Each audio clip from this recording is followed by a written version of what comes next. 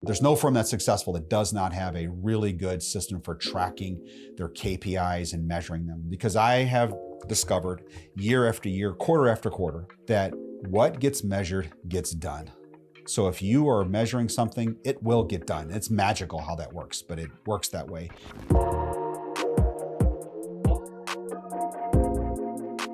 Well, hello and welcome to the J. Sterling Hu Show, where we share how we have built our family law firm from 0 to 25 lawyers and 15 million revenue, all in the past 10 years. My purpose here is to document what's working and what's not working, with hopes that you can take that and you can recontextualize it and shorten your success curve. I'm your host, Jeff Hughes. And in today's show, we're going to talk about what law firm numbers, or KPIs, if you want to call them that, should I track first? So what law firm numbers should I track first? So this is September of 2024, and earlier this year, our firm was kind of going through a tight period in our cash flow for many different reasons. We were just watching our numbers really carefully because we were concerned about our cash flow in the firm. This is along about February and March of this year. And we track a number of different things. We watch a number of different things, and we could see that our new clients were healthy. We could see that the matter value, we call the potential matter value, because we do fixed fees. So when a client comes in, they retain us, we kind of take a look at what they are paying us for the fixed fee and what they might be paying us with future work that we add to that, or that's necessary to complete the case. And we can ascribe to that with a pretty good degree of accuracy as to what the value is to our firm financially.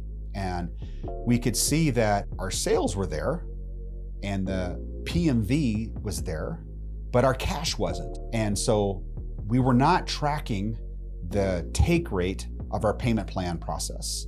So what had happened was, and we didn't know this right away, what had happened is that we had the same number of clients that we expected coming in, but many of them were choosing not to pay up front. Instead, they were paying out over a payment plan period that we had implemented.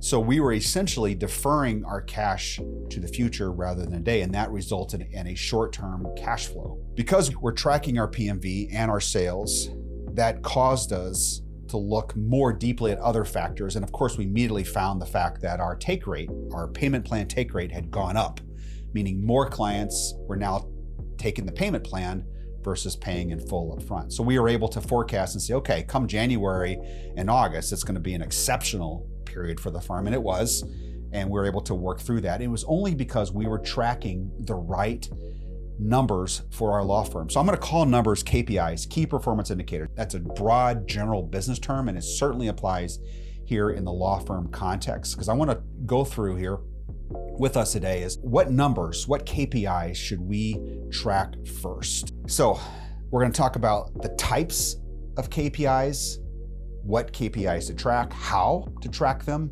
and some experience points, some caution points that I've seen over the years to be really highly aware of. And I will point out right off the bat that this can be completely overwhelming. There are a zillion different numbers to track, and it's only getting worse in terms of more and more distracting numbers to go after as we slice and dice data so many different ways, and we have so many means of measurements out there to do this. And so it can be really, really difficult. I remember way back in like 2007 and 8 when Google came out with their analytics program, and boy, you can like track everything on a website.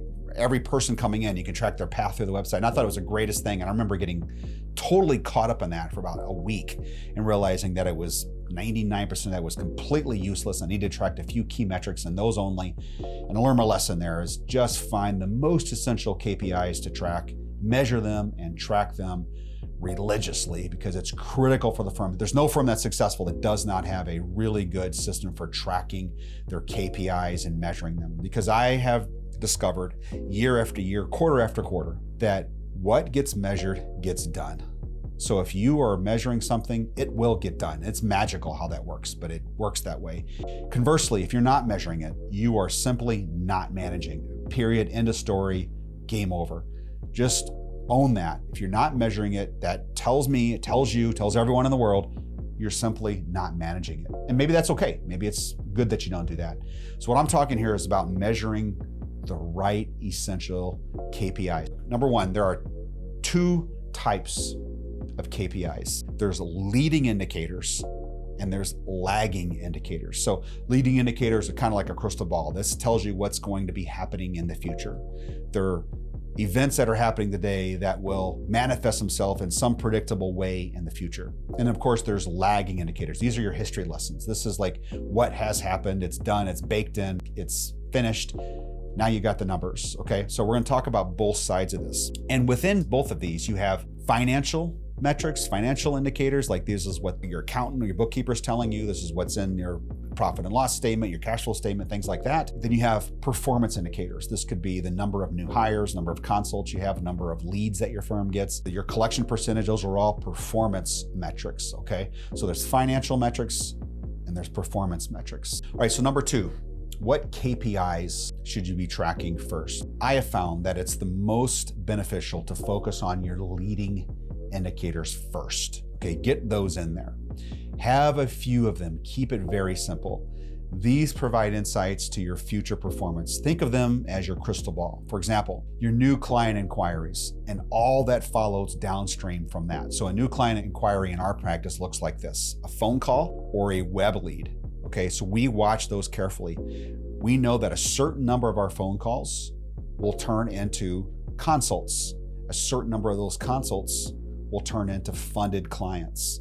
So we watch our calls like a hawk. Every day we watch those. We call them leads. We blend those in with our web leads and call them leads. If we see our lead number go down, we know that we're gonna have fewer phone calls, which will lead to obviously fewer opportunities, consults, which will lead to fewer funded clients, which will lead to less money down the road. So we know that. So we watch those leading indicators of phone calls. It's not as helpful for us to watch visitors to our site because we could have bots and other things. So for us, really the numbers we watch are those active reach outs, phone calls, and web leads. And like every firm, new clients are oxygen to the firm, okay? And so I watch this every single day. I watch what's going on with our opportunities, with our new clients, with our leads coming into the firm. So always, in my view, always start here. Always start where your oxygen hose is, right? And that's your new clients coming in. So start there. So to list these out, what I recommend whenever there's a firm starting up, and maybe it's a new firm or really any firm, what I recommend, if you only got the capabilities of doing a few things, do these things here. Measure your calls and your web leads. That's a leading indicator. Measure your consults. We call those opportunities in our firm. That's another leading indicator. Measure, of course, your new files, your hires that happen. That's a leading and a lagging indicator. That's what's happening today, okay? That's the new clients coming in, which will result in more money. So it's kind of a both there. And then what files have you closed? Okay, that's a lagging indicator. So that tells you kind of really what your capacity is within the firm. Then of course, you're gonna measure your revenue, your overall expenses. You should be measuring all your expenses, right? But I mean, at least get the big ones in there and you do your reporting. And then of course, what's your profit? That's your lagging indicator. So measuring all of those is essential. Now you can go much, much deeper than that. In our firm, we measure our client service scores. We call that Net Promoter Score. We use a system called Net Promoter Score for that. We measure those every single day. Like we know what's going on. Well, we take the measurements every single, we don't report on them, but once a month, okay? But for us, that is a really important leading indicator because that tells us where our reputation is going as a firm. If our client service scores are up, we know that we're gonna have a better future, right? It's a broad leading indicator. It's going to tell us where our client services are, what our scores look like, what our reputation is turning into, and are we doing a good job taking care of our clients? That's another leading indicator that we follow. Now, out of these you can slice this up with a lot of different percentages. If you know, obviously, the number of consults and the hires you get, now you know your conversion percentage. So watching that is important. If you see that start to dip, a lot of reasons for why that may happen. And also, as you close out files, now you can determine what is your average client value. That's a good lagging indicator that does help you sharpen your marketing capabilities down the road to know that as well. So once you get those in place, you've got good data integrity, you're tracking those consistently. Now you can move to the next level. And that, in my view, it looks like taking your marketing and slicing that up. Where are your clients coming from? Do more of that, right? Do less of where they're not coming from. So always asking them where they're coming from, trying to measure that, getting good attribution, I think is real important. And so do more of that and build reliable channels there. You can go next level in a lot of things, but I think the next first step is to start measuring your marketing dollars, what's being fruitful, what's not being fruitful. Okay, that's the second thing. Third thing is, how do you actually track these? How do you go about doing and executing on this? First, and most importantly, is keep it simple. You can go deep down this rabbit hole. Keep it very simple. I gave you 6 or 7 things to track. Start there. Make it really simple. They need to be really true key indicators as to the performance of your firm, the healthiness of your firm, of your practice even, if it's just you, okay? Don't overwhelm yourself with trying to check everything at once. Focus on those metrics that align most with your firm's current goals. Like I said, ours right now is client experience. We are hyper-focused on having a great client experience, so we measure that. We want to have a great year 5 years from now, and we want lots of referrals that close better, they close at a higher percentage, and they're worth more financially. But we know we've got to build that reputation now to get that into the future. The other thing, that maybe the secondary thing that we're really focused on right now, is reducing our marketing costs. And so we're really drilling into that. Where can we cut costs? Where can we cut costs without compromising results? Okay, your firm may be at a different place, you may be at different priorities, whatever they are, but track those metrics that are aligned with your goals. And remember again, measure what matters. Don't measure what frankly is vanity or doesn't matter at all, okay? So focus on measure what matters. If you're measuring it, you're managing it. If you're not measuring it, you're not managing it, okay? All right, number 2 under how to track, okay? First is keep it simple. Number 2 is pay attention to data integrity, okay? So here's what I mean by that. As your firm grows, having accurate data is really hard. It gets harder and harder the more you grow. And the reason is because now you have more people touching your inputs, you have more people touching your outputs, more people sharing files, drafting or pulling reports, all that sort of stuff. And so data pollution can happen in a bajillion different ways, and it never ceases to amaze me how difficult it is to get accurate data.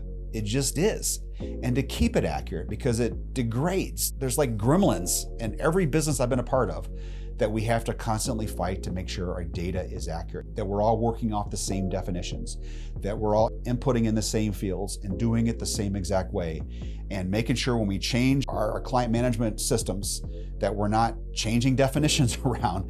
So all of this stuff is real important to make sure our data is accurate and that we can trust it, because boy, making decisions on inaccurate data is very, very expensive. I remember one time we used to track our business with this pro forma, and we would put in the data as the year happened. So every month we would take our forecast data and change it to what actually happened data. And then we would basically copy that over and we'd start again the next year and use that to forecast out the next year. Okay, we called this our model. And one year we screwed it up. In fact, we had an interim CFO working with us at that point, and he basically forgot to copy over and project all of our real estate expenses. Okay, they showed up, but they weren't really calculated in the actual model. And so we looked at our next year and we thought, oh my goodness, we're gonna be a lot more profitable. We're gonna, basically our real estate's about 3 to 4% of our total expense load, and that wasn't showing up. And we're like, oh my goodness, we're gonna be 3 to 4% more profitable next year. And so based on that information, Tony and I decided to make some growth decisions and spend some money in some areas that we wouldn't have done otherwise. And we get into the year and we can't figure out why it is that we're not realizing any of these financial gains. Well, it's because the model was polluted with a real simple copy and paste and reforecasting for the next year. Our data was wrong. And that happened at the highest level in our firm. And that's just one example of 1,000 I could give you where we have done reporting and it's been off for some reason that had to do with inputs or data integrity of some sort like that. So it's just really tough. And so you have to pay attention to this. It's a battle that'll never be over. And being really diligent to constantly make sure your data is accurate on those, especially on those key things, those key metrics, those key performance metrics, I think is pivotal to your success down the road. The fight's never over. Okay, third is review and adjust. I think it's important to review what KPIs you're tracking on a regular basis. For us, that tends to happen at our yearly planning meetings. We kind of like, oh, we don't really need to track that anymore. We're done managing that. Let's shift over here. So every year we, of course, got our main KPIs that we track. Then we've got some other ones that are maybe initiative based or they're on some sort of program we're trying to promote. And so we'll measure that. And then it becomes somewhere through the course of the year, not important anymore, not a priority. So we have to do away with those. And so we're constantly reevaluating our reporting dashboards to make sure we're tracking the right KPI. Another issue around this too that I have found is that we as leaders, we want to track a lot of KPIs because we can get really granular in some of our decision making. But the reality is our team doesn't value that level of granularity. And reporting all of that to them is more confusing. It kind of clouds the stuff they really need to be paying attention to, those very few things. And so I would be very cautious around sharing all of the things you're tracking with your team. Keep your reporting to them very, very, very baseline simple. Your reporting can be more complex, more robust, your KPI tracking, but make theirs simple, easy to follow. Don't give them all the stuff that you think is important, even at maybe your management level. Be thoughtful about whether or not you want to do that there too. Certainly not on your performer level, those that are doing the work. Make it really simple for them, maybe a little more complex for your management level, but don't give them all the stuff that you as maybe the top leadership team are tracking. It's just not that helpful to them. So where do you do this tracking at? Like what tools? Frankly, I have found that Excel or Google Sheets is my best bet. I like tracking there because it's so easy to modify that. So easy to work within those. It's so easy to share. And now there are tons and tons and tons of analytical tools out there you can get. You probably got them in your CRM and all that sort of stuff. But I have found having these numbers tracked almost by hand is really helpful for me. It makes it simple. There's something about actually inputting the data too that's easy to remember. There's tactile about that. That just it's easy for me to hang on to that information when I put it in by hand. The downside of that, of course, is that you could have copy and paste errors like we did with our model a few years ago. So don't do that. All right. Okay. Now, fourth and final point here to make is around some cautions and some experience to share with you of what not to do and what maybe to consider. Okay, don't fall into the trap of tracking too many metrics at once. I can't say this enough. Keep it really, really simple. Force yourself to focus on those few KPIs that really make all the difference in your firm, especially starting first with those leading indicators. Remember that there is no successful law firm out there without good basic KPI reporting.